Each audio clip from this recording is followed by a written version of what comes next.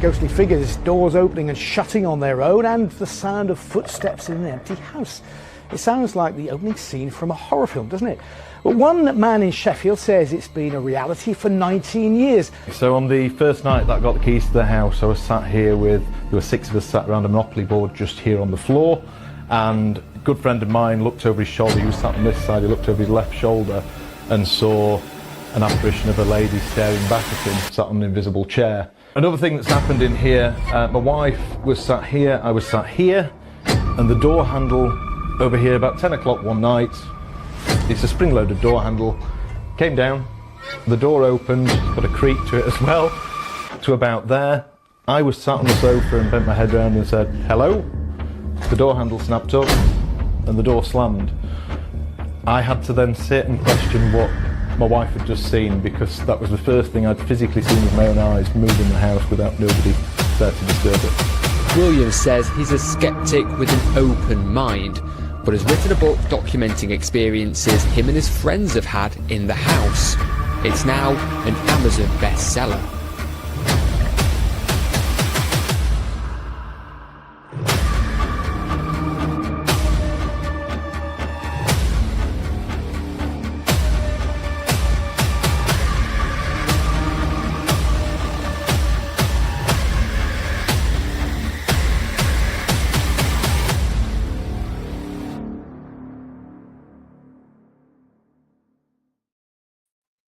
Yes, hello everyone.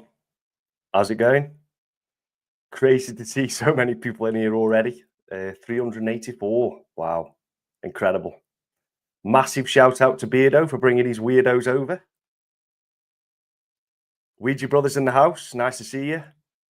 Let's have a look who we've got. Let's just scroll back up. Wow, the chat's going crazy tonight. Just excuse me voice, guys. As some of you may know, I've been struck with the good old COVID, Anna.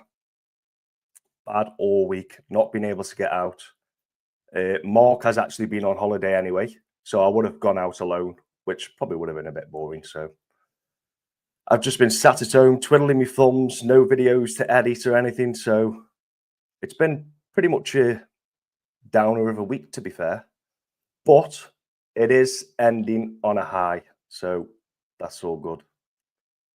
So who have we got in? Let's have a look. Dearly Boy 1 and 2, I believe. Don't know why we got 2 Dearly Boys in here. That's a new one. Colin, Naomi, MJ, Kathy, Ali W, Flyed Over, Kathy, Tracy G, Janet, Mark's Random Curiosities, June. Wow. Laura Johnson. Green Light Tracer. Collie Crazy. Sorry if I forget anyone, by the way. Linda Calland. What else have we got? Mention those. Alec. Wow, my eyes are going. Honestly, guys, my eyes. Jesus. I don't know whether it's the years I've spent now editing or it's just age catching up with me, but they're terrible. I mean, I am supposed to wear glasses anyway, but I just don't wear them. Mystic John, Paranormal. Chris Williams, Fiona Kerr. Sam Mason, Hamato. Paranormal by the Sea. Andrew Goodyear. Donna.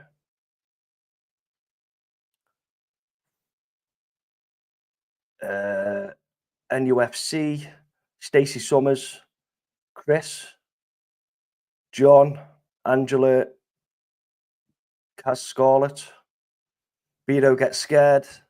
Once again, Beardo, massive shout out. Thank you, mate, for bringing everyone over. Appreciate it.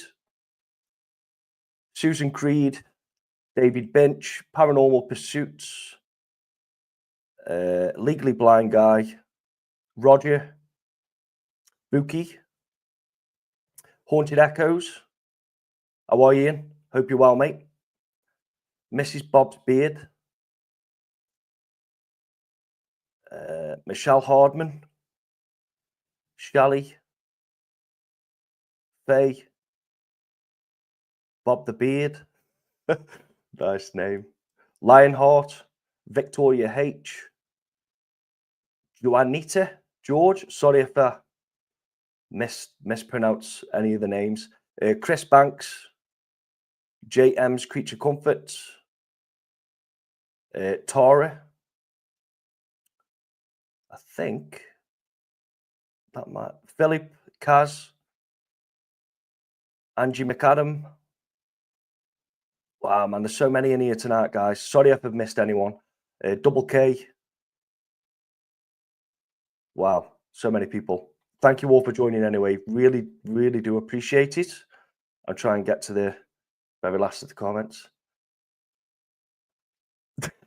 Steve, the new let's just show that. The news is the Ouija Brothers and Ghosts on Trent are moving over to Amazon starting this week. Wow, imagine. Everything hidden behind the good old paywall. Wow, sorry if I've missed anything, guys. There will be an opportunity for you to ask questions later on in the night. I don't want to drag on too long because I've actually got work in the morning. I have been on a 12-hour shift today. I'm knackered. But as promised, we've got to bring you guys the live. It has been a while. So our special guest tonight is no stranger to the channel. He has been on our channel, I think it was the end of 2023. I want to say December 2023. Just as the book released. It's the author, William, the author of the book, The Lady in the Bay Window. And he actually lives in the house still. The haunting is still ongoing as well. So this is what fascinates me the most. We always hear about the hauntings from many years ago. The ones that are long gone. So, you know, the Battersea poltergeist, the Enfield hauntings. There's loads. But this is an actual ongoing haunting. Which still something happened just the other day in there. And that for me fascinates me. And I think we have to take this opportunity to find out as much as we can about it. Obviously, we're going to get William on, and he's going to be telling us all about what's been reoccurring, some new things that have occurred as well, and also some big news regarding another part, so another book. And then we're going to announce a little surprise for you later on, just before we finish up. So I'm not going to drag it on. I'm going to bring William in. He is waiting to jump in, so we'll get him straight in. I've got a few questions that I want to ask him anyway. Since I last spoke to him in 2023, live anyway. We do talk in the background, but not so much. He is a busy guy, a very, very busy guy. But yeah, let's pull him in. William. Hey guys, how are you doing, Paul? You all right? Yeah, good, mate. You? Good. Yeah, I'm all good. Thank you very much. If I look tired, it's because my little boys had just had COVID, so I'm getting no sleep all at the minute. So it's not the paranormal that's keeping me up; it's the little one at the minute. It's the little one. Yeah, it's going round again, mate. This COVID, it's doing its rounds again, isn't it? I know. It's no good, is it? No, it's no good. And your mate's left you on holiday as well. Yes. Well, he's back from holiday now. He's been on holiday all week. It was his birthday, yesterday, I believe.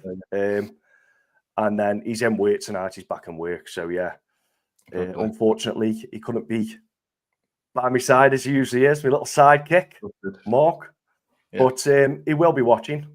We have discussed what we're going to be discussing on the live as well. So, you know, I've gone through it with him. Cool. And, yeah, he's looking forward to watching as well. So, good. Great stuff. So, Will, what's been occurring, mate, since 2023? The last time you were here? It's been a tad busy. I didn't expect, as I spoke to you guys last time, I released the book on October the 31st, 23. And I just expected, I told the charity, because all the proceeds go to a local cancer charity that looked after my mum. I told them I'd probably only do, I don't know, £2,500 worth. And it did that in the first day. I think it was released. It did about 2,800 quid in the first day, and it's just gone mad. It's blown up, hasn't it? Yeah, it's done 9,500 copies plus. About 1,500 audiobooks have done now. as well, because I released that last May, I think it was. It's gone crackers, which is great. To be fair, it's raising loads of money for the charity. It's all for a great cause. Over 38.5 grand it's at now, so it's good. Yeah. Wow, incredible. Oh, good. And it's still happening. So yeah. So as you've just mentioned, I'm working on a second one at the minute, which will be hopefully being released around autumn time this year. I'm probably about 75% of the way through the first draft at the minute. So hopefully get that out to you guys soon. Cool. See, the last time I spoke to you, you did mention that you could possibly be doing a part 2, a second book. But I did say to you that that could be like years down the line, because we know how rare this paranormal activity is. Yeah. So what is spurred it on so quick?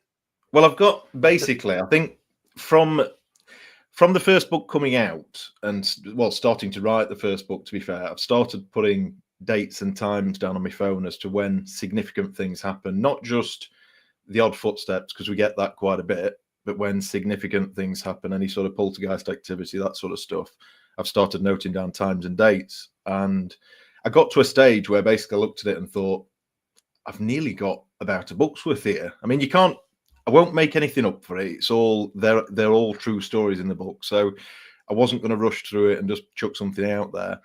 But in essence, I've got 3 years worth of stories, but also I've got 2 people that have come forward since the first book that have also seen the old lady in the house.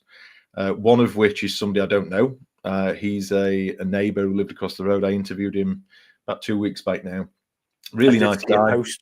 I did see a post on Facebook. Yeah. That was going to ask you about this. Absolutely mad night. Because I've got a local historian that's done over 40 hours work for me now. She's been brilliant. For nothing as well. She's just gone out there. She loves the story and wants to do loads of research on it. So I've got so much history on the house, the land, stuff that wasn't in the first book that I think people want to hear about.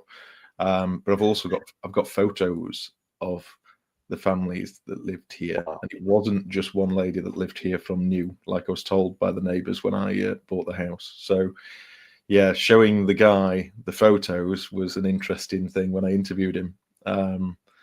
Yeah, that was a creepy interview. He literally, he left the house and looked at me and said, I think I'm going to have to go. I don't drink, but I think I'm going to have to go and have a stiff drink after that. I'm really, he was proper, you could see he was properly shook up.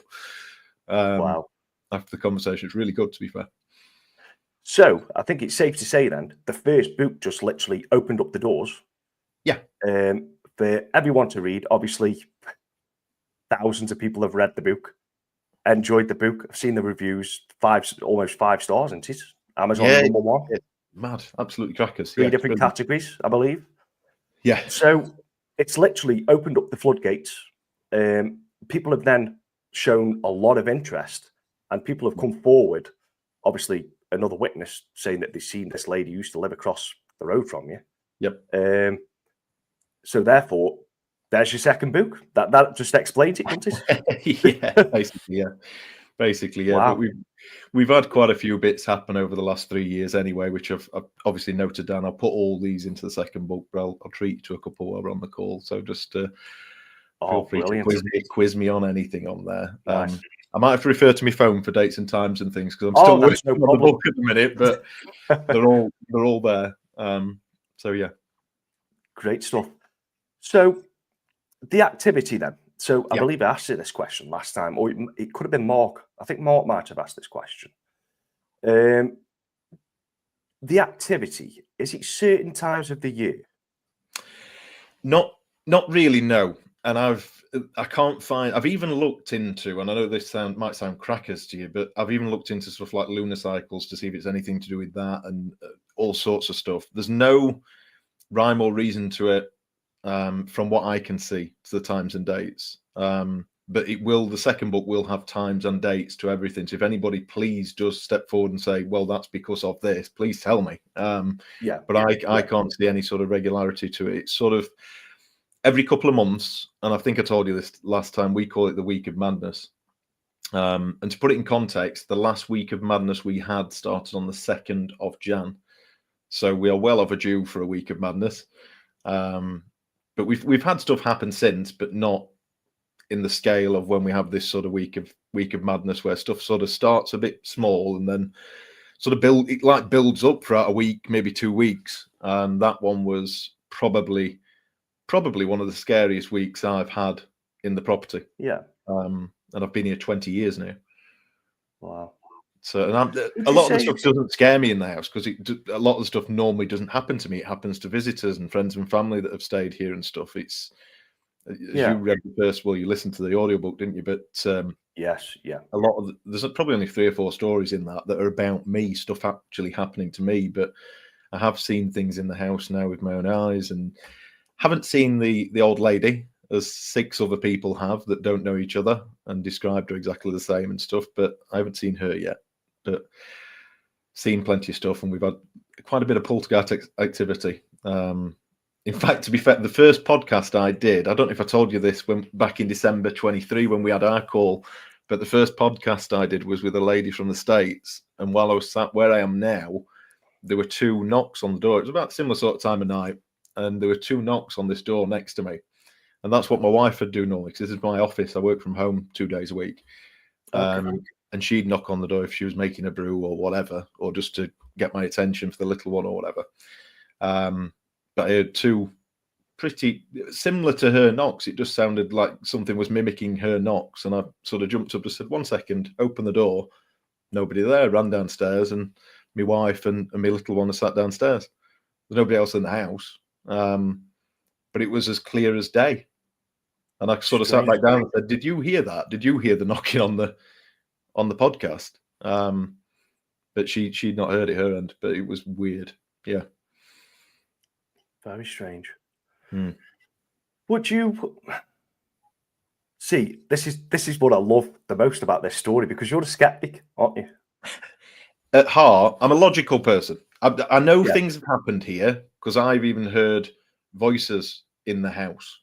So I know things have happened here, and things still do happen. But I'm a logical person. I'll try and debunk it. Kind of like you guys. I've seen your guys out and about. I'm kind of like you guys. I will look for the logical reason first and try and fathom something out. But when you're having coins thrown at you when you stood in a shower and there's nobody else in the room, there's no explanation for that. I want to mention something about that, William, by the way. Yeah. You won't believe it. Go on. There's a guy at work. I'm not going to mention any names. But Mark can vouch for me. He's told Mark the same story. He's skeptic, non-believer, and he's not the type of person to lie about anything anyway. Now, he knows what me and Mark do, paranormal investigating. So he approached me, and this was like good 12 months after we'd spoken to you. And he says he was stopping in some holiday cottage.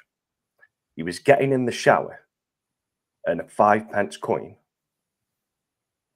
was dropped out of nowhere. And it was a 2000, because I asked him if he saw the date on the coin. He said it was a 2016 coin, and he pulled it out of his pocket. Said, "I've still got it here now. I keep it in my coat pocket now." I've still got all 3 of those 1-cent coins. We've had coins incidents since as well.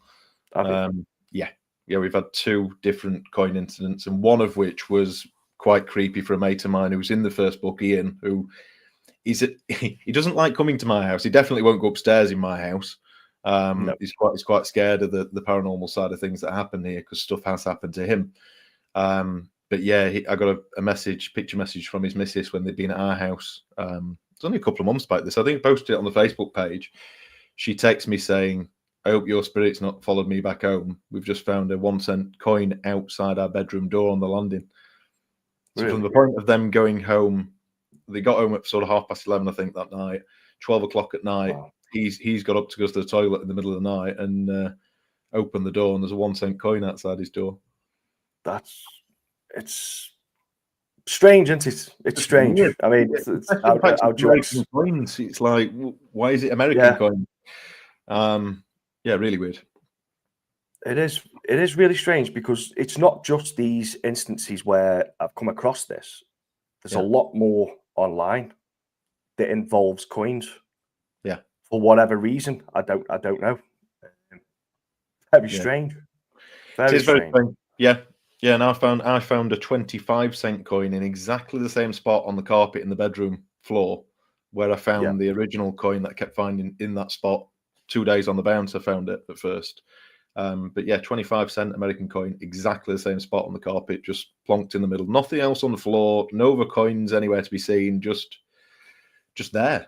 One morning, it was after something that had happened the night before as well. Which creeped me out a little bit. And I'd not told my missus this at the time, and I walked past her to go into the bedroom. She's walking past with a little one to walk towards the shower. And I looked down past her and she'd not seen it. I said, "Have you put this here?" Like, what's that doing there? It's in the same spot as where the other coins were. And she's like, "No, nothing to do with me." But she'd not seen it. She was carrying a little one out of the bedroom. It's crazy. Yes. It's just got, I love that. Coin gate. I wish it were bigger coins, though, as opposed to 1 cent and 25 cents. cents. Yeah, it could be like, notes. £50 notes, man. Where's the notes at? Forget the coins. I wouldn't mind having a go. I've just been stung with. Yeah. Unreal. Crazy. Yeah. So I'm going to pull up here because I've got a few questions, actually. Go on, fire away. £2 coins would be nice. I've just seen that in the chat. That'd be lovely. Oh, that's what I wanted to ask. TV opportunities, William. I don't know if you can talk about them or. So Danny Robbins got in touch about me doing the TV series that's just aired. They'd got me down for it. And at first, to be fair, I said I don't want to do it. And I know that might sound like absolute madness, but I work in a really professional job and I didn't want, I went on the BBC News to promote it in the first place and didn't really want to do that because I didn't want to get my face out there. Like I say, it's written under a writer's name. My real name's not William. It's Liam. I don't mind sharing that now. But are you okay? Oh, so you're okay with that now? You're all right with calling me Liam. That's fine. But yeah, I didn't really want to get my face out there. And they got the producer and one of the directors to phone me and really sort of push me and say, come on, do it. It'll be really good for the book and blah, blah, blah. And eventually I caved and said, okay, I'll do it then. I did a full 2 sessions, sort of where they interview you on Teams and they ask you about all the stories and you talk through it all as if you would if you were on Uncanny. And they basically phoned me up about a week later and said, right, we're filming on this particular week. And I said, I'm in Cornwall on my family holiday that week. And they said, all right, well, that's the only week we've got the film crew, so it's up to you if you want to do it or not. And I said, well, I'm not cancelling my family holiday. Like, I'd love to do it. No, yeah. But I can't cancel my family holiday, unfortunately. So they've kind of left it as we'll have a look at it for the next series and see if we can get back in touch and sort things out. So that's sort of in the pipeline, I think. So we'll have to see, but that'd be pretty cool because I like Uncanny. I think it's a good way of doing it. It's very good for the paranormal. Yeah. It's very, very good for the paranormal because it looks at it from all aspects. Yeah, exactly. Yeah. And I'd like that. There's a few things that I would like, and you've seen that I've written in the book where I've kind of said, I'm not sure if this is paranormal or not, but I'm telling you about it because it's not, it's weird. It's something you just can't explain it. I can't explain. So please have a look into it how you want. And that's kind of how it's all written, isn't it? Yeah. See, this for me though, for you to be on Uncanny, that's amazing. Yeah, it'd be meant to be fair, it'd be good. It'd be really good because it's a great story. The evidence that you've gathered on this haunting is incredible. There's 6 different eyewitnesses seen the same thing. And they don't know each other either, all 6 people. And they don't know each other. Yeah, exactly. So there's no like polluting the minds or anything like that, is there? Which is all the more interesting for me. Yeah, definitely. Let's have a look what else I've got written down. No, the other TV thing I was going to mention was I got an email from some big like recruitment firm sort of place in America, in Hollywood, and they said, we've got a client that really wants to speak with you. And I was messing about. I was stood in the pub at the time, playing for a local darts team on a Thursday night, and I was stood with the lads and sort of looked at it and went, hey, it could be somebody like Blumhouse or somebody like that, a big Hollywood thing. And it was. Was it? Blumhouse. I had 2 meetings Wow. with them about a potential film or TV series job. But it As was long all as they while- don't kill it like they did the Halloween franchise. I'm all yeah, for they it. bought the Halloween franchise, didn't they? Oh my god, man! They absolutely Yeah. butchered it. Yeah. They butchered it. I'm a massive Halloween fan. Yeah. And the last one, oh, Not a God. fan. No. The originals are the best, anyway. Yeah, they are. They always are, though, the horrors, aren't they? You know, Yeah. you can't recreate the OG horror films for me. Yeah. You just can't Yeah. do it.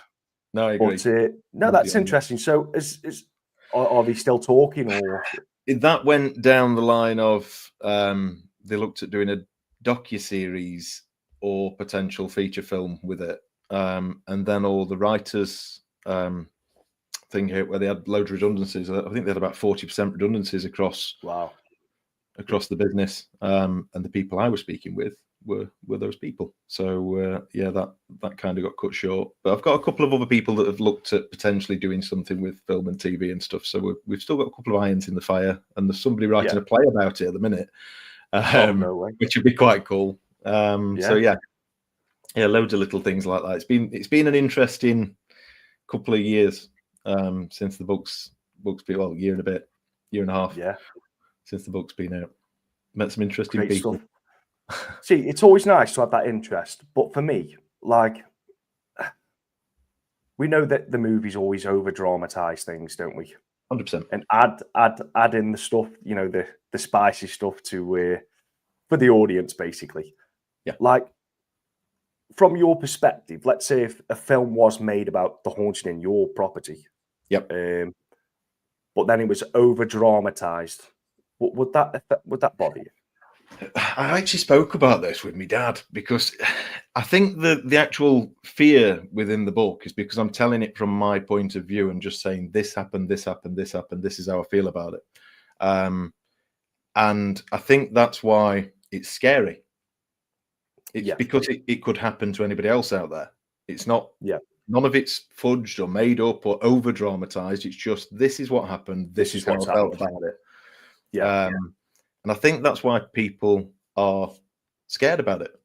I think that's why it makes it more scary to me. It's kind of like my dad said, it's a bit like Jaws. When people watch Jaws, you don't go and get it see, do you? Exactly. Yeah. It's true. Yeah. If you came to my house after you've read the book, you'd kind of go, oh, yeah, it's freaky. Yeah. Beardo Gets Scared says, I'd be worried about Blumhouse running the credibility. Ood lady in the bay window, you say, okay, got demonic bunnies. You can just imagine him over a cup of coffee, couldn't you, Beardo? Just sat like that, like, oh, lady in the window, demonic nun. You probably would. Yeah, you probably would. I think the thing is, when you're doing anything like that, you've kind of got to give them the creative freedom to do it. If they want it, exactly. They're going to do what they want with it, not what you want. They are, mate. Yeah, and there's nothing. It's out of your hands, then, isn't it? It is. But yeah. So it'd be pretty cool, though. It would be cool. It would be cool. I'd love it. I'd love it. I'd definitely watch it. Definitely pay to watch it. 100%. I think I will. Yeah. So, has anything else happened that's new, fresh? Yeah, I mean, I've been posting some of the stuff on the Facebook page. I think the most recent thing that happened was last week, maybe a week before. Like I said, I've got all the times and dates on my phone next to me. But the balloons, yeah. So my missus bought me some sort of helium romantic balloons, shall we say, for Valentine's Day that just said, I love you, husband. Lovely. Yeah, it was lovely. I didn't buy them myself, I promise. And they were sat in the kitchen. And my wife had got back from work. She'd gone upstairs. I'm sat in the front room with the little one. And the little one that night, for some reason, had been hitting these balloons. He's running about now. He's 22 months old. He's running about. He's saying the odd words and things. And he's quite, I mean, I'm 6'4". He's quite a big lad to say he's 22 months. He's about 5'2", I think, so far. And he stood in the kitchen and he hits the balloons. But at this point, he's sat in the front room with me. There's nobody else in the house apart from my wife who's upstairs, and the dogs are on the settee on the other side of the sort of corner settee across from me. and I heard the balloons be hit, like violently slapped, like the noise you'd hear if you hit a helium balloon. That's the noise I heard from the next room. If you And hit I them hard, like really hard. Jumped up, ran straight into the kitchen. As I've stood there, I've not had to open the door either. So this is my logical brain thinking that if I've run to the doorway, could I have caused a thrust at the other side of it? It's quite a decent sized extension. It's like a big kitchen diner, and the balloons were out at the back of the room. It's not me who's caused them to move, and it wasn't like they were just moving in a breeze. There were 3 balloons on cords, and they were all sort of distraught and all over the show, like somebody just hit them. And I knew what the noise was straight away because the little one had been doing it, had been hitting these balloons. I knew the noise straight away as soon as I heard it. There's no mistake in it. And to see them moving like that when you go in the kitchen, then it just solidifies the fact of what I've just heard is definitely that. It's 100% that. Yeah. But yes, little silly things like that have been happening over the past 3 years, little mischievous things, shall I say, like the knocking at the door when I was on the podcast. Like somebody knows that you're talking about them and they're trying to get your attention. Strange, isn't it? So so you'd say there was more spirits than just one within the house? That's right. I'm right in saying that, Walter. Personally, I think so, because there's been so many sightings of this old lady, but then the footsteps you hear aren't a dainty old lady. They're like heavy, heavy footsteps. Okay. And it's interesting that the photos that I've got now, there's actually photos of, I've called her Mrs. Tompkins in the book. So Mrs. Tompkins' husband, and it was a husband, I've been told by so many people it was just a partner. He did die in the house. The chap that I spoke to the other week, David, confirmed this. He said the only time I remember really, really seeing him is when the black van pulled up outside the coroner to take him away from the house. But he remembers him being a very tall guy. Now, I've got pictures of him stood with his son and his wife. He's a big set guy.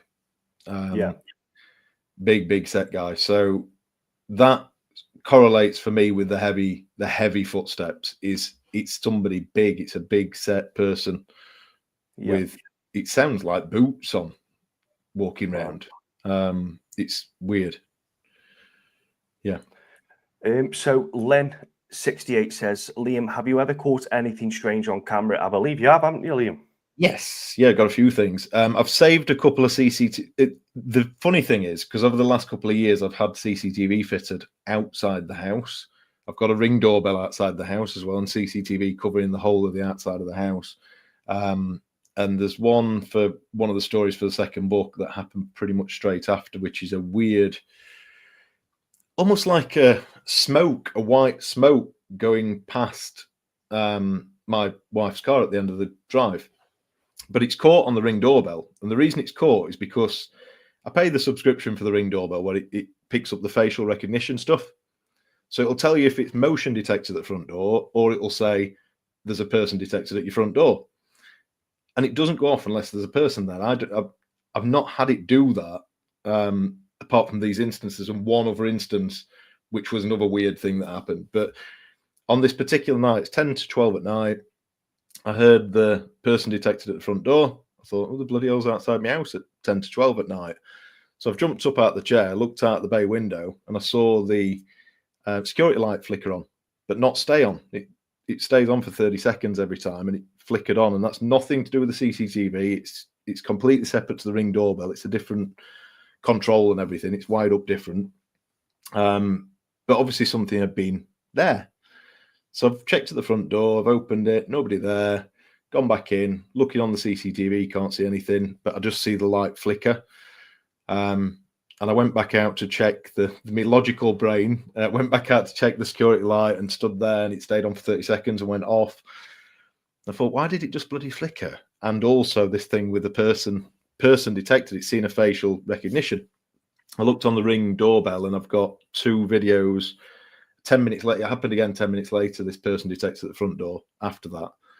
And I've got 2 videos, both very similar, of like a white smoke just after the Ring doorbell comes on, sort of encroaching past my wife's car. And it looks very similar on both, like somebody's done knock a door run and ran up the road past the car. Yeah. Really strange. and there's Was no. there anything covering the camera, or is it like a spider web or anything to go Nope. across the camera? No. You'll see. No. I will post them as soon as the second book's out. I'll post both the videos, and I want, if anybody can give me an explanation for what it is, please do, because I've watched them over and over again. But like I say, if you think, bear in mind as well, it's just recognised a person at my front door, and then that happens just after. Then it's happened. It's caught on the Ring doorbell, yeah. And the security light came on as well, you mentioned. And the security light comes on, which is nothing to do with the Ring doorbell. That's strange. Strange. Yeah. It is. But I'll post them once I've got the second book out. I'll post them because it's part of one of the stories on there. So I'll certainly post them. And we've got the bit that happened with the crib as well. Yes, that's what I was talking about. Yeah. Yeah. So that was his first night in the crib. And I know there's been a few comments across social media. You're always going to get people that are both sides of the fence. And I get it, and that's cool. People saying, well, it'll be new, you'll just been tired, you've got a little one.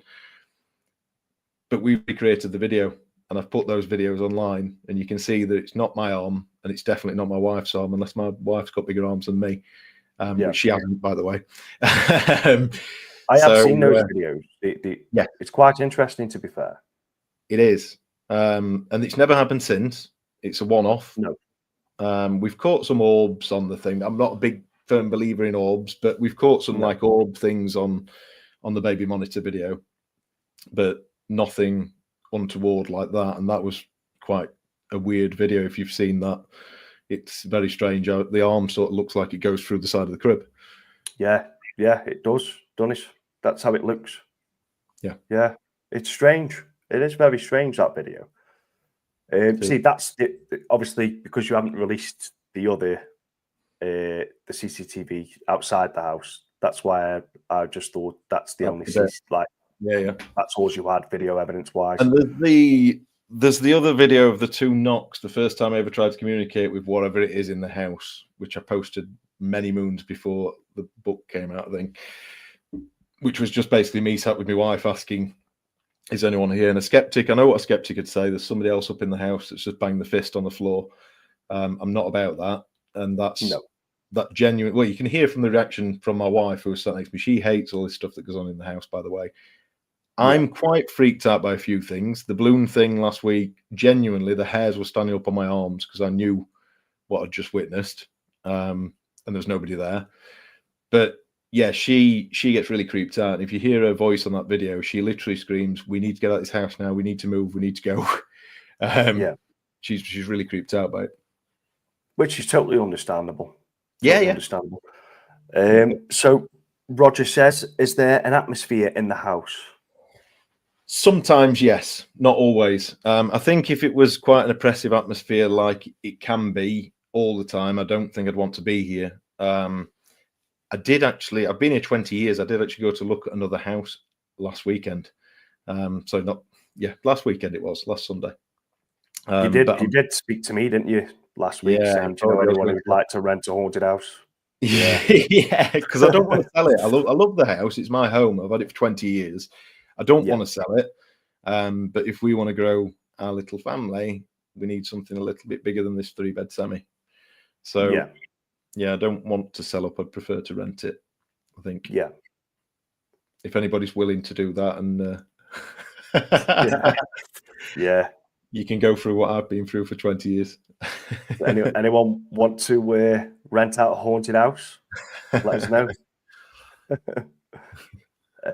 So I'm just looking for more questions, guys. Just bear with me a sec. Let me just make it bigger so we can see. God, my eyes. So yeah, a simple answer to your question, is there an atmosphere? Yes, sometimes. And often when things are about to happen, there's an atmosphere as well. Oh, so you do feel like a change?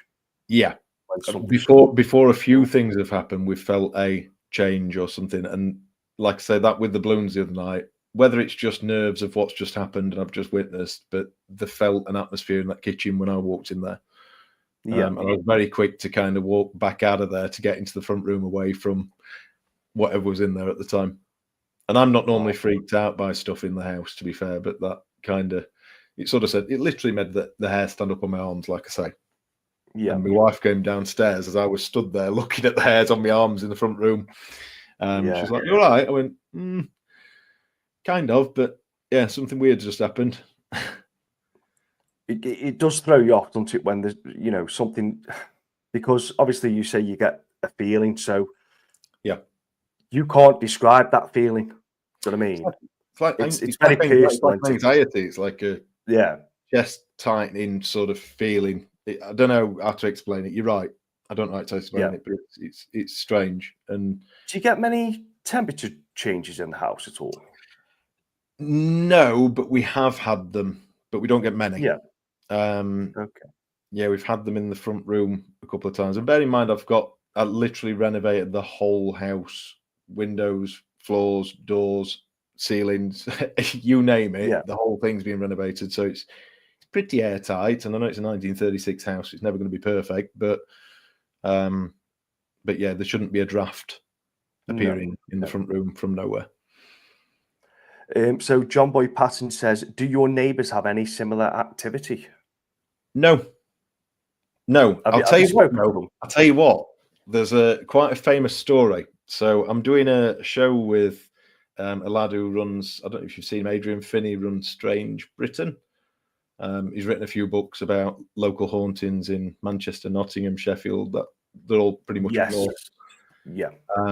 But we're doing a show in April, and part of it, we've been writing it. There's a ghost story that he tells on his ghost walk about there's a little boy there's a local park where I walk my dogs, and a lady I think it was 1987, parked up outside the park.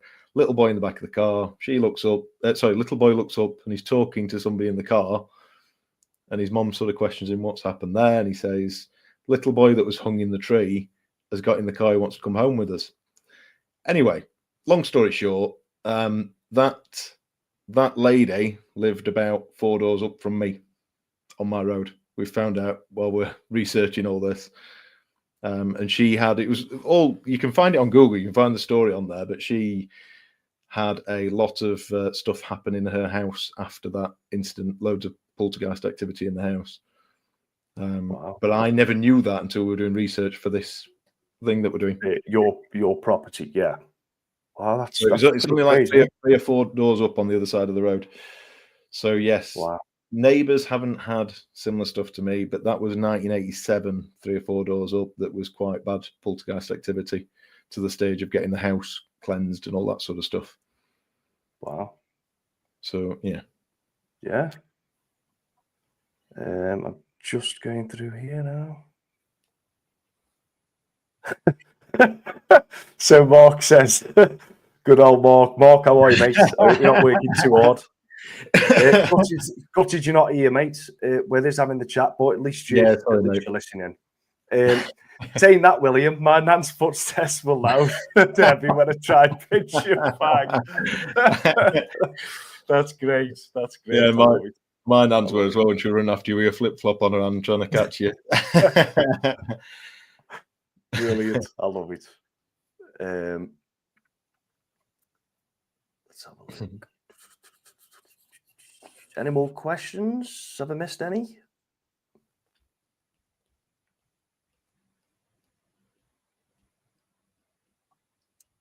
Don't think I have, you know.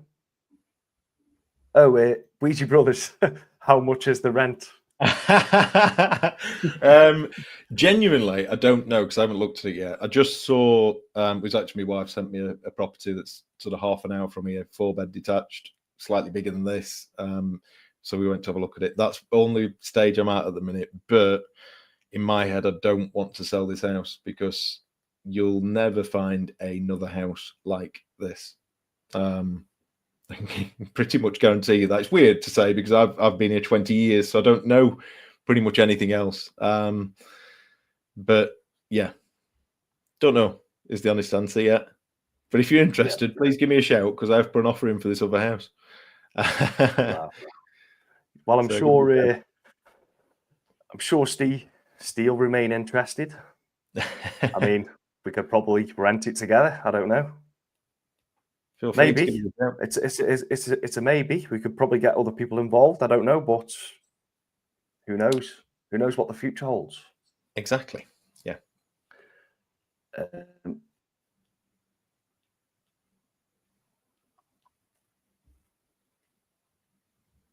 don't think anyone's asked any other questions. I haven't seen any yet, anyway. Okay. Is there anything you wanted to ask us, William? No, I'm just looking forward to your big news. I'm still calling you William.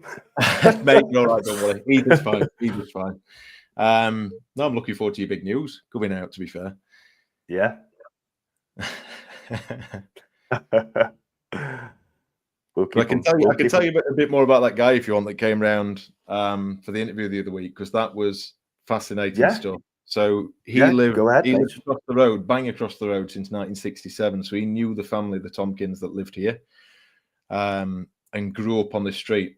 His mom passed away, bless her, in 2020. I didn't know her. I do know the neighbours either side of me, and one of the neighbours across the road, really good mates with them, but didn't know this lady that passed away in 2020. However, the years leading up to that, this chap called David was coming back to visit his mom often because she was quite poorly.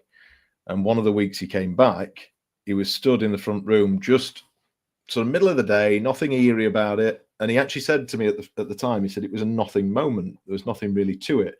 He said, but I'm stood there talking to my mom. She's sat in the chair and I'm walking around the front room.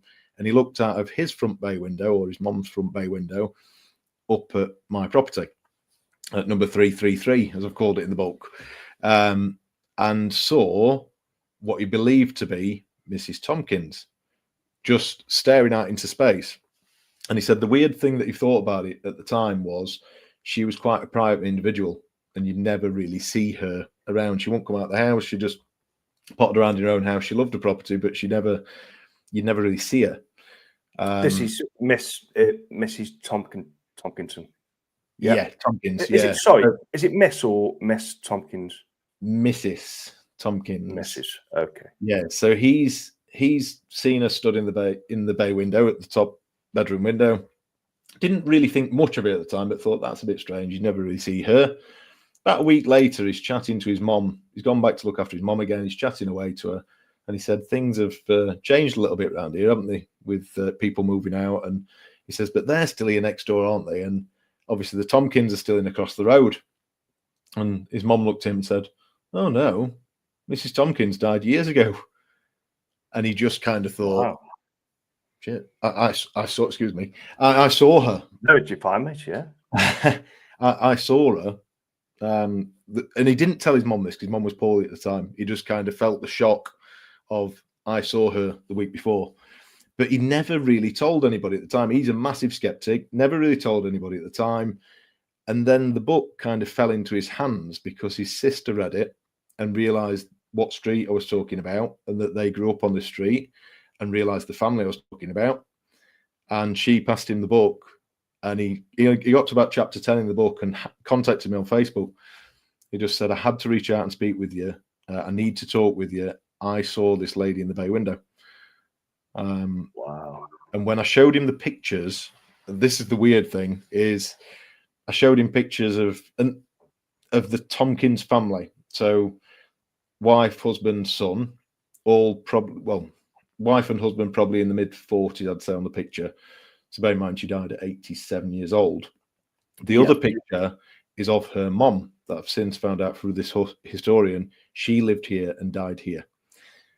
Now, I showed him the family picture first, and he sort of looked at it, and he didn't bat an eyelid. He just kind of looked at it and said, yeah, I recognize them from when I was younger, blah, blah, blah. Then I flicked to the next picture on my phone, and I wish I was video recording this. I was audio recording it for writing down the book. For the book. I wish I was video recording this. He nearly fell off the chair. He saw the picture and went, oof, and like shot back in his chair and went, that's what I saw. Who's that? And I said, it's Mrs. Tompkins' mom, Mrs. Nielsen, but she lived here as well until her last days.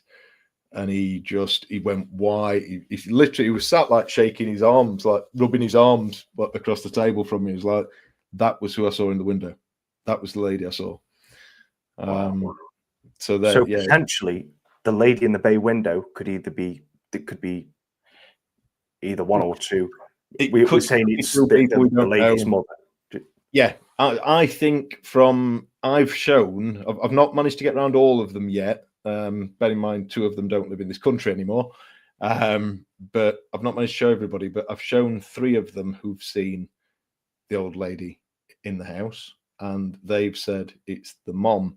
But bear in mind that these photos, both of them, I mean, the one of the mom is a very, very early photo of one of them flashbang cameras. So it's very sort of brown and white coloured and no smile on the face. You can't even tell if she's 20 years. It makes her look 20 years younger as well, doesn't it? Yeah, there's no wrinkles. Yeah, exactly. She could be 40, she could be 70 on the picture. You can't tell. You can't tell. No. You can't put it down as an age, but she's got dark hair on it. Whereas everyone's described the lady in the window as having grey hair, grey permed hair.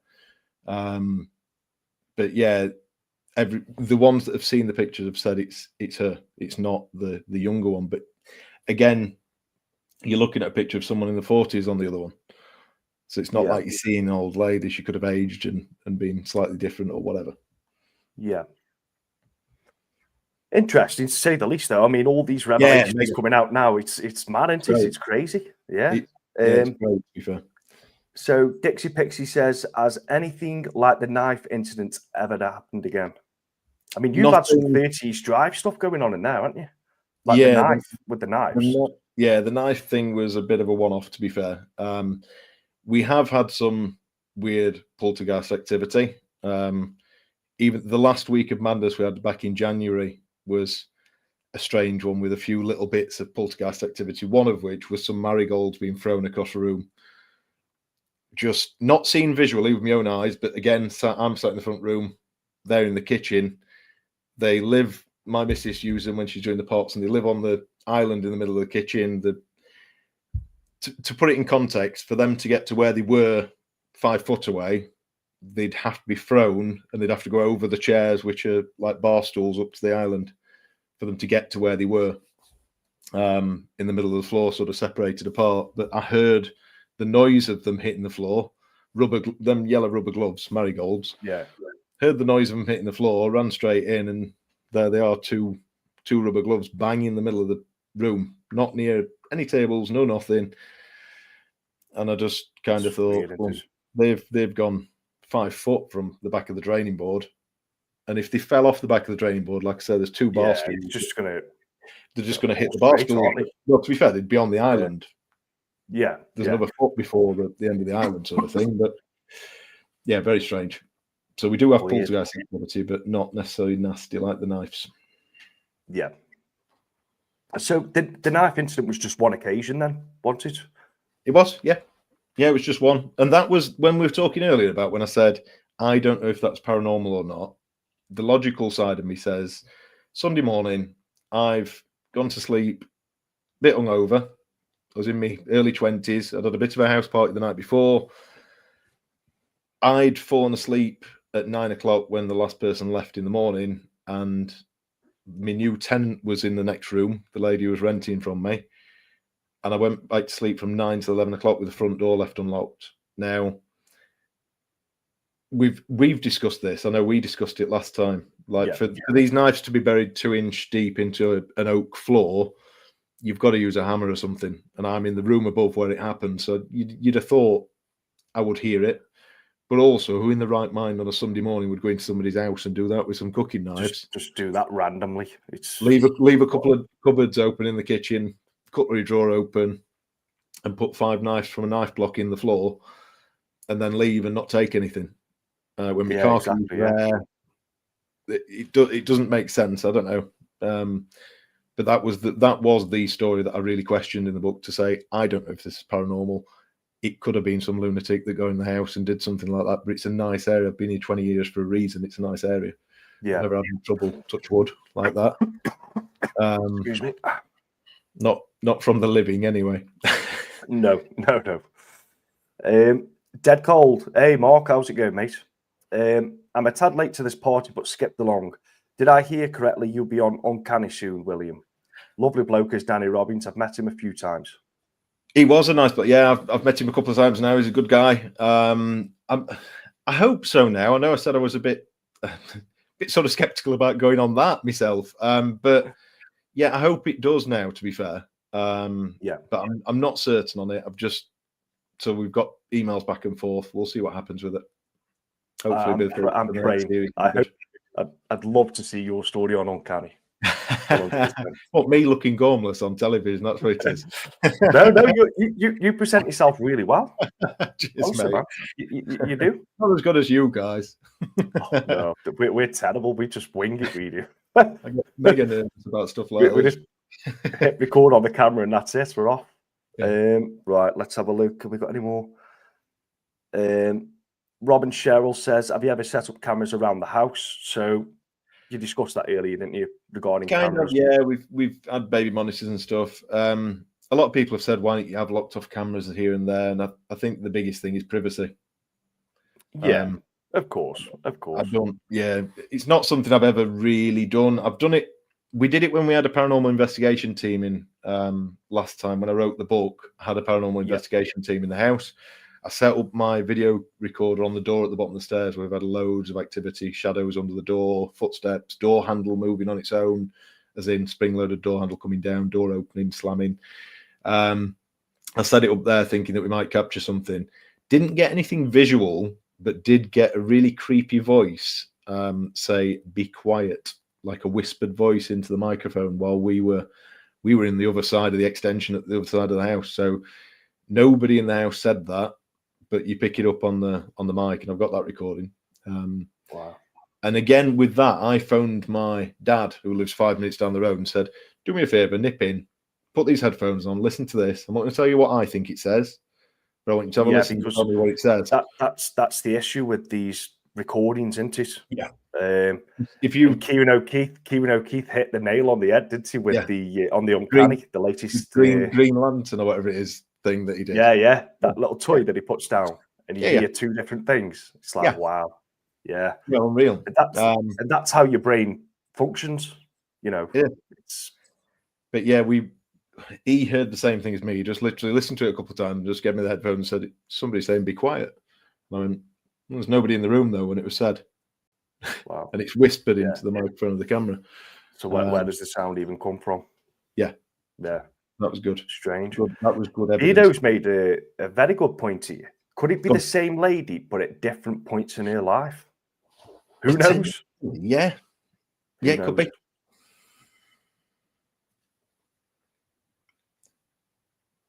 Oh, where have you gone?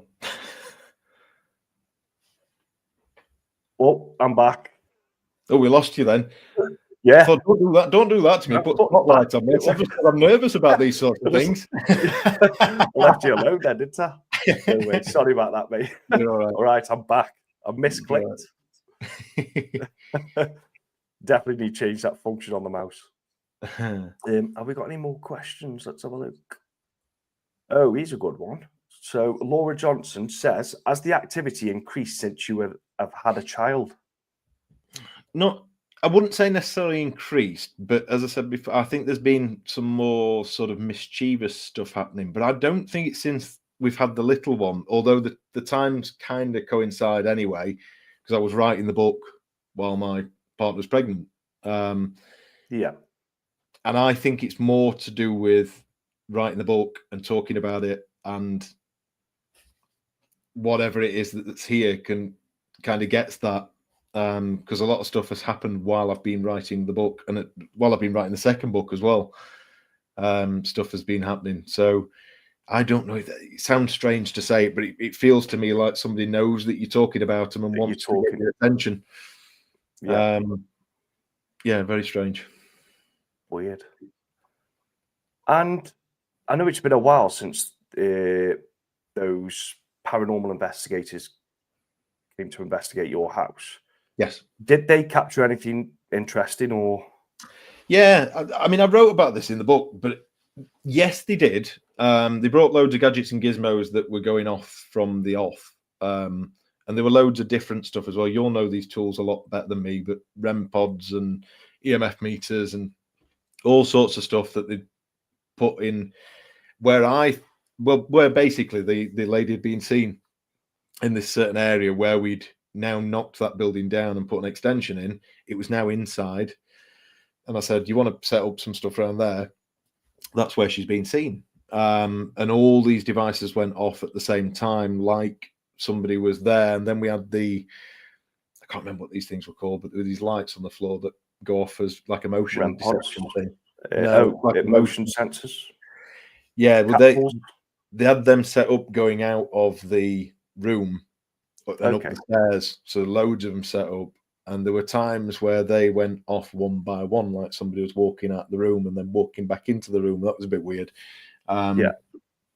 But yeah, See, sorry, Liam. Without me criticising their investigation, because obviously I haven't seen their investigation. Yeah. Myself and Mark and many other teams, we don't rely much on gadgets per se.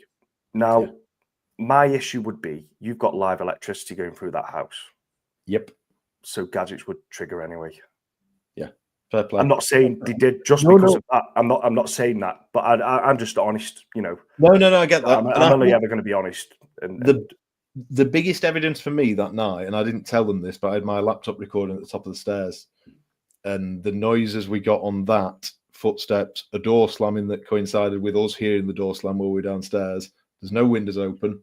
I closed all the windows at night. That's different. That's evidence to me.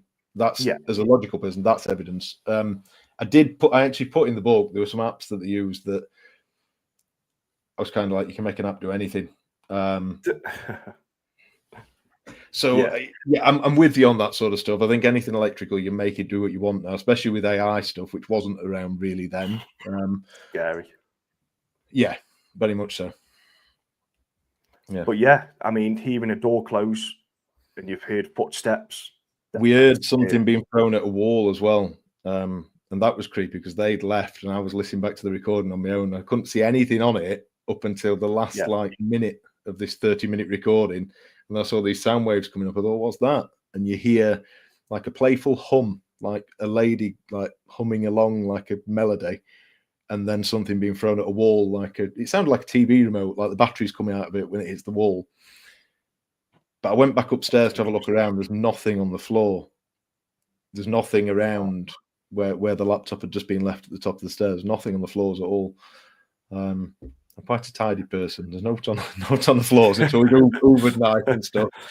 My wife will tell you it's her that does it, to be fair. But I mean, for me, regardless of the investigation that you've had at your property, the evidence that you've gathered over the years just speaks for itself for me.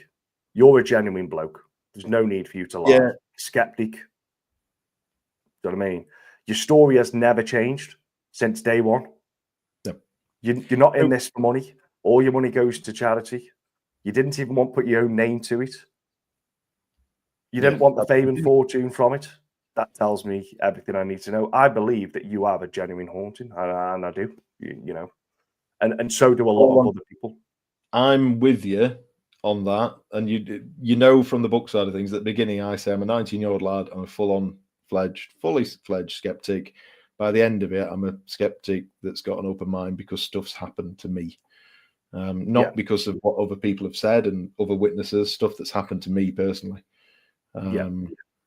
But yeah, to have people that are scared to come back to this house is amusing in one respect, but not in another. So, but yeah, we've got that as well. But it's an experience regardless, isn't it? Yeah. I mean, I'm not saying I did say I believe your house is haunted. Just I don't mean it as in I believe it's 100% haunted. I believe that you're not bullshit. Oh, I'm not. Basically. Yeah, there's no. That's what I meant. You know. Yes, you can ask questions away all day long. I know what's happened here, and none of the stuff in the book is made up or fabricated in any which way, shape, or form, and it won't be in the second one either. No. It is what it is. So, Mark, did more stuff happen when you started doing building work on the house? Stuff did happen, not necessarily more stuff, but stuff did happen while building work was going on. And we had, I think the best one was the plasterer and what was he? Painter decorator. Plasterer and painter decorator. That the second day they were here that morning while we were having a coffee and having a chat. And I wrote a little bit about this in the book, but both of them basically talking to me about, is your house haunted? stuff was happening yesterday that shouldn't have happened while we were upstairs trying to. One of them, I think he was working on the stairs at the time. The other one in our master bedroom, which is the window where the lady's been seen. And both of them were having stuff happening with their equipment and just felt a bit of a weird sort of presence in the house, and they discussed it themselves and then spoke to me about it the next day. Yeah. And these weren't people that I know either. These were hired in painter, decorator, and plasterer. Crazy. Beardo question: how would you feel, for example, if the Ouija brothers, Ghosts on Trent, or myself were able to find logical explanations for some of the activity? I'd be more than happy. Absolutely more than happy. All I've done with this, I've just told my story as it is and how I feel about it. And I've been very honest in the book with stuff like that. So if anybody came in and said, that's how this happens, or that's how you will have seen that, absolutely fine. I know there's some things that, because I say I'm a logical person, I look at the logical side of things, and there are some things that I don't think anybody will be able to explain. The coin being thrown at me in the shower, the door handle, spring-loaded door handle coming down, the door opening in your house. They're not possible things. So I don't think they can be explained, but there might be some other stuff that you might say, yeah, that, and I'm cool with that. That'd be absolutely fine. And that's what happened. It was on Uncanny, I suppose, as well. Oh, 100%, yeah. Because that's what it's all about, isn't it? It's all about trying to find logic. Nothing to hide with it, yeah. And then whatever remains, whatever remains that you can't explain is the fascinating part about it. You know, I mean, obviously, we've done many investigations now. It's very, very rare we get anything. Most of the things we get, we can debunk. But let's not forget, we're in abandoned buildings, so half on the falling down. There's so many natural noises going on outside, wildlife, weather conditions.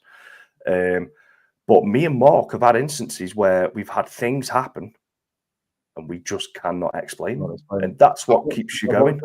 Yeah, I've watched a couple of them where you can't explain something. Yeah, and it's like, wow. Yeah, it's good when it happens. I mean, for me, the most intriguing part about your case is that so many eyewitnesses have seen the same woman in the same place. I know that your friend, the very first time she was seen in the corner of the living room when you were playing a board game, Monopoly board game. That was second time she was seen. Yes, that was second time. Sorry, day I moved into the house. But that was the second time she'd been seen. Yeah, that just amazes me because these people don't know each other. They've seen the same woman. Described her the same. I think the bit that got me is when I heard the words, she had a piercing stare. They both said exactly the same thing. She had a piercing stare after they described the grey permed hair, dark cardigan, white blouse, all very similar description, age-wise, all that sort of stuff. And then sort of capped it off with, and a really piercing stare, like she didn't want me there, sort of thing. And that's when I twigged and went, ooh, that's a bit scary that two people have said that. And then more since. Exactly. Yeah. So Haunted XTV, did you notice a significant increase in electricity bills whilst activity was going on, or even electrical appliances being affected? No, I'm not one for jumping through my electricity bills and gas bills and stuff because I've got a. Some people might like me or hate me for this, but I've got an electric car outside as a company car, and I'm not one for really going through my electricity bills and stuff. So I probably wouldn't notice that anyway, if I'm being honest. No. With regards electrical appliances being affected, one of the stories in the new book is about something that happened there, and this wasn't too long back. Now, I've got a good setup with TV and surround sound stuff downstairs, and I was sat with the missus. And if anyone can explain this to me, please do. And it could just be a glitch or some sort of effect with the TV, but it's never happened before and it's never happened since. Said to the missus, we've not watched film in a long, long time. I'd like the little one to watch Jumanji. Let's sit down, watch the original one, Robin Williams. Sit down and watch that with him. Started watching it. And as we're watching it, the volume came down on the TV. But it came down as in, I saw on the. I've got a Sonos system, and you see on the screen it says optical volume decreasing, and you see a white light on the speaker that flashes when you're pressing the button. Now I'm sat. There's two remotes that control that. There's a Sky remote and the remote for the TV that can work that volume. And it went down, and I turned it back up, and it went down 4 times. Now that's an electrical thing not working. In my head, as a logical person, I would say that could be some sort of glitch in the electrics or something that's gone wrong with it. But both remotes are sat next to me, and it's happened. But it was like somebody was sat pressing the button, because I could see the white light going and the volume going off, and then me having to turn it back up, and it happened 4 times on the bounce. But the reason I put it in the book is because it was part of a week of stuff that was happening. Got you. Yeah, so it wasn't just that. It wasn't just that thing. There was other that happened the day before, the day after. It was a number of things that had happened that week that I just went, got you. That's weird. If that was on its own, I'd just go. You wouldn't have put it down to anything, would you? Volume or something. Yeah.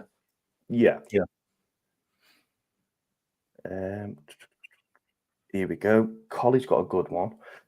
Did the atmosphere change once you had a family and weren't living on your own? Do you think the lady is happy it's a family home now? Great question. Very good question. Yeah. Did it change? I mean, the house has dramatically changed, because literally, like I said, I went through 3 years of renovating the place, putting an extension on it and all sorts of stuff, from literally brick by brick renovating it. So yeah, the place has changed. Atmosphere wise, it's a family home now. It was a bit of a lad pad back then. I had a dartboard. I mean, don't get me wrong, I've got a dartboard in the kitchen now, but it's right at the back of the extension. It looks suave, it's nice. It's not just a dartboard with a nudie carrier. I think everyone's had a dartboard now in their house, haven't they, since Luke Little has come out? Yeah. So it was a bit of a lad pad back then, whereas now it's a proper family home. Family home, yeah. Here we go. Haunted Echoes Ltd. Does Liam see an end game to all of this? Would he consider getting the house cleansed, or doesn't it bother his day-to-day life? And is he quite happy to live with these events happening? I've actually thought about getting the house cleansed. Yes, I have done. Just after a couple of things that have happened, what I've written about for the second book, that actually did bother me. One of which was, and I think I spoke to you about this when we spoke in December. It happened just after I released the book. It was about a week after I released the book. I had some coughing, like a bloke cough in my ear, and it literally was like a really low guttural smoker's cough, just there at 7 o'clock in the morning. And it was after something else had happened. We were hearing a weird like xylophone sort of noise, like a kid's xylophone, and I'd gone to find where that noise was coming from. We don't own a xylophone, still don't, and I won't have one in the house after this happened. That was another mad week. But this cough in my ear freaked me out a little bit, because it made me freeze. It'd do the same to anybody, I think. No matter how much you say you're a skeptic or whatever, it just made me absolutely freeze. I couldn't even turn my head to look what was next to me. I mean, there's nothing next to me. My wife was asleep behind me. Baby was in the cot asleep behind me. But I had to wake her up and say, please tell me that you've just heard that. What's happened? Heard that. But yeah, after that, I did think about potentially getting the house cleansed. I'll come back to that in a little bit. Okay. See, now that's another one for me, because you've got this house that you believe is haunted. You've got strange goings on, regardless of whether it's paranormal or not. Now, some people would milk that. They'd absolutely milk it. Your house, like, let's say if you were someone of the business type where all they see is money. You could have turned that house into another 30 East Drive. Rented it out £600 ago. My brother is a businessman, and he's said to me a few times, why don't you just rent it out and blah, blah, blah, and rent it out by the day? And don't get me wrong, that thought has crossed my mind. Of course it has. Since it's got, I never knew it was going to blow up like this, but it has. But yeah, it's not been about that, to be fair. It's my family home. No. Exactly, yeah. It's your home of 20 years. Yeah. Do you know what I mean? Yeah. So it's different for you. It's so much different. And that's something else I find to be what makes it more genuine to me. That you'd rather have your house cleansed first if you've got to stay there and live there, rather than make a killing from it. Yeah, that says a lot. That says a lot for me.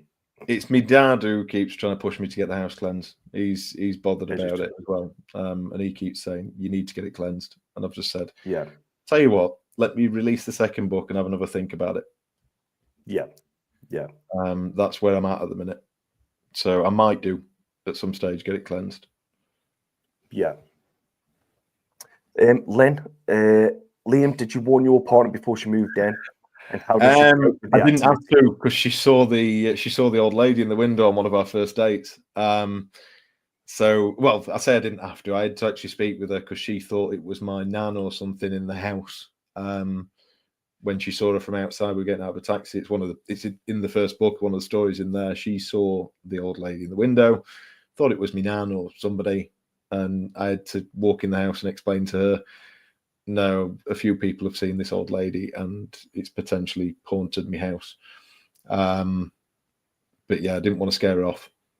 That was, crikey, I bet that's going back 12 years, maybe even a little bit longer. Yeah, but she, like I say, she's not a big fan of what goes on here.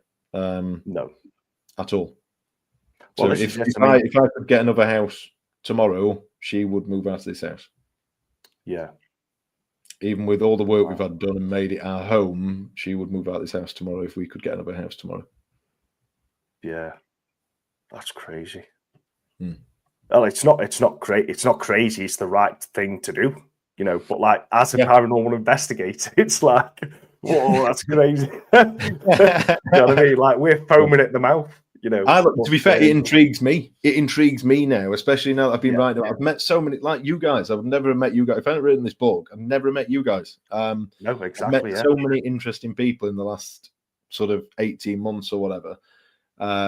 It's been great, and I've really got into it. I've really got into this whole paranormal thing and watching all the videos you do and other people out there that are doing stuff across, trying to debunk stuff and stuff. I'm into it now. Yeah, which I wasn't before. Brilliant. Yeah, so you found a new hobby, haven't you? Yeah. Through it all. Yeah, it's been good. Brilliant. Right, okay. So, have we got any more questions, anyone? Let us know. I did see a question there just regarding, there we go. Is there any history of the house before you lived there? So, Liam has mentioned that earlier. He has got someone working on all the history and stuff. Unbelievable. I've got a lady who's, I'm not kidding, she's done over 40 hours at the National Archives and stuff. I've got photos. I've even got details of when one of the ladies who lived here winning £10 something on the pools in the 70s. It was in the paper. She's dug into so much detail. It's unbelievable, which will all be in the second book. So I'm literally writing that up as we speak. I've got that open on the laptop at the minute. It's incredible. It's unreal how much history is written. Oh, it's mad. I've never seen anything like it. I've got death certificates, all sorts, photos. I'm not allowed to use any of the photos though because they're from the National Archives. Right. Okay. Can't even blur them or anything. I'm not allowed to use them. Wow. I suppose I understand why. Yeah. Yeah. They've still got families out there. Yeah. Let's see. Oh, here we go. This is a good question, actually. What's your thoughts on the lady revealing herself to other people but not yourself? I don't know. I suppose it's a question I've been asked a few times. This, to be fair, and I'm not sure. Obviously, I don't know. It's probably the best way to answer it. But I think I've always been very respectful of the house, even though I've had it from being 19. I used to have house parties and housewarmings, all sorts of stuff like that, as you do in your early 20s. I don't do that anymore. I'm touching 40 this year. So I've been very respectful to the property, I think, for the last 20 years. So maybe that's the case. of why she don't want to scare me or whatever about it. Genuinely, I want to see her. I want to be able to see her and say, wow, I've seen the lady that so many other people have seen. But she's just not showed herself to me yet. If she stood in background, by the way, I'm in the house at the minute. So, there's somebody behind me, tell me. Yeah. Because I do want to see her. I mean, you just never know, mate. There's still time. Oh, of course, you just never know. 100%. Yeah.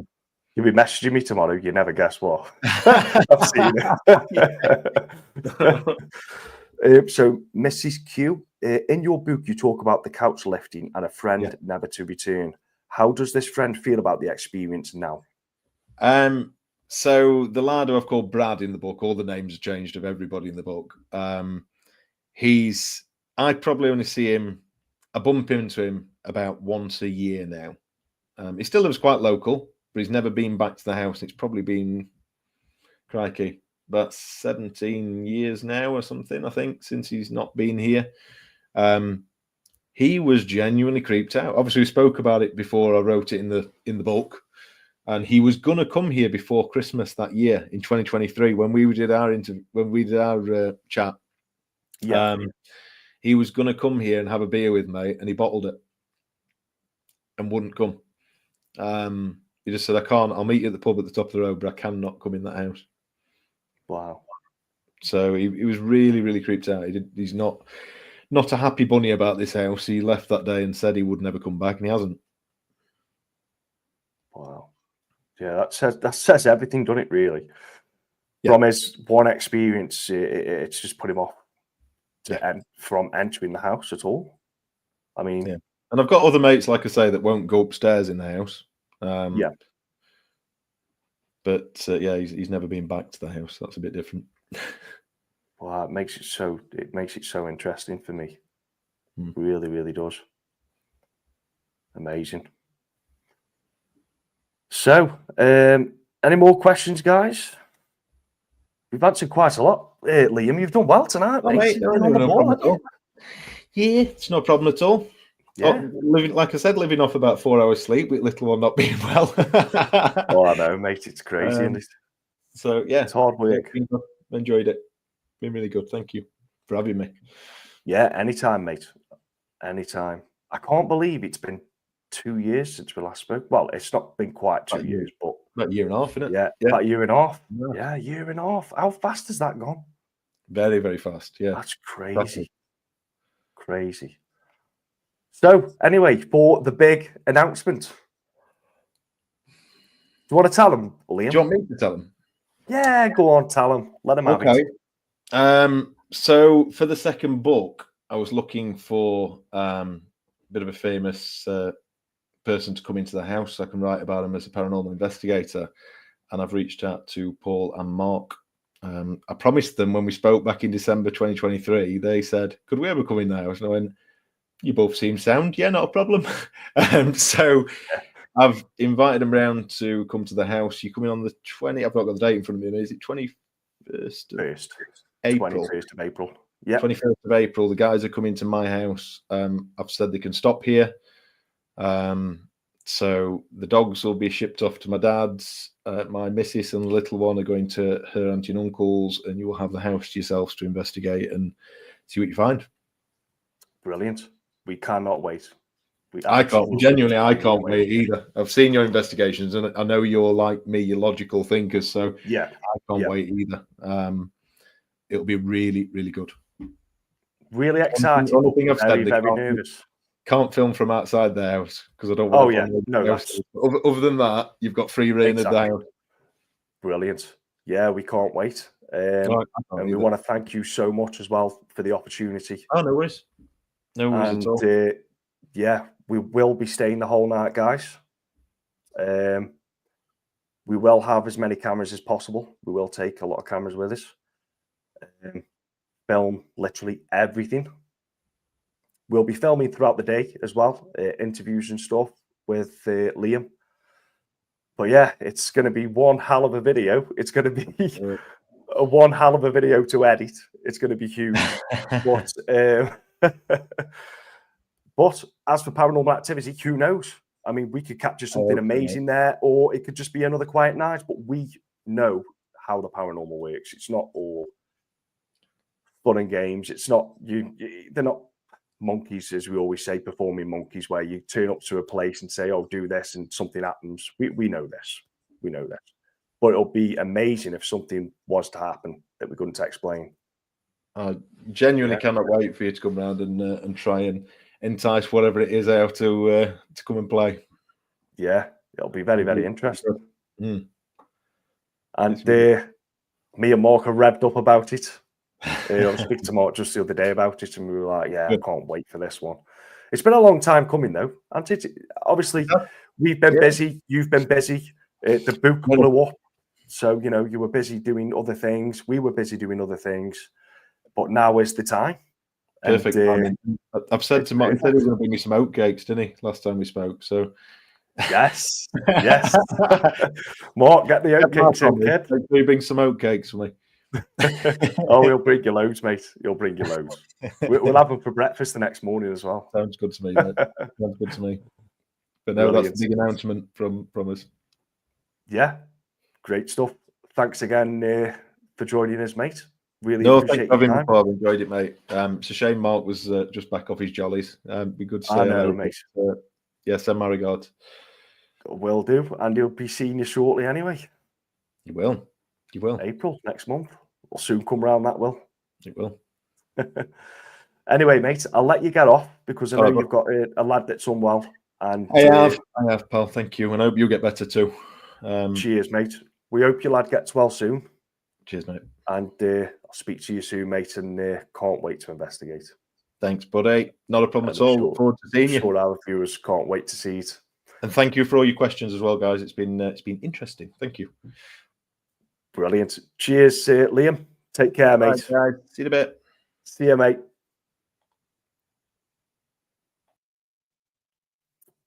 Right, guys. What do you think? We're actually going to investigate. Amazing. It's always great to speak to Liam. Such a sound bloke. Like I say, the last time we had him on the channel was December 2023, before his first book released. And the book's massive. Tracy has actually put a link where you can get the book if you've not read it. I definitely recommend it. Also, the audio book is now available as well. There wasn't an audio book when it first released. We were waiting on that. Myself and Mark were waiting on that because I hate reading. I can't stand reading. But the audio book's absolutely fantastic. Go and check it out. Show the support. All the proceedings go to charity, which is, again, is such an amazing thing that he's done. Incredible. But yeah, massive thank you to Liam for coming on. Thank you to all who've tuned in tonight. Really appreciate you. Thanks for putting up with my groggy voice all night. I better sound terrible. But yeah, myself and Mark hopefully will be out next week. Getting those videos out for you. We have got a few places to check out. Hopefully we can get in and film. And hopefully we can get back to schedule. I know it's been quiet. Past few weeks, we haven't managed to get any members content out to you. It's just been we've been so busy just trying to get the main video out and focusing on that. It's just been tough, guys. And then this week I've been ill. Mark's been away. We just haven't had the time to do anything. But yeah, hopefully you guys have enjoyed it. A nice little surprise to end the week with after such a crappy week. But yeah, thank you so much all. I'm going to get off now because I've got to be up at 4 o'clock tomorrow morning for work. That's going to kill me. But appreciate every single one of you. Take care all. God, my head's gone. And we'll see you soon. Good night.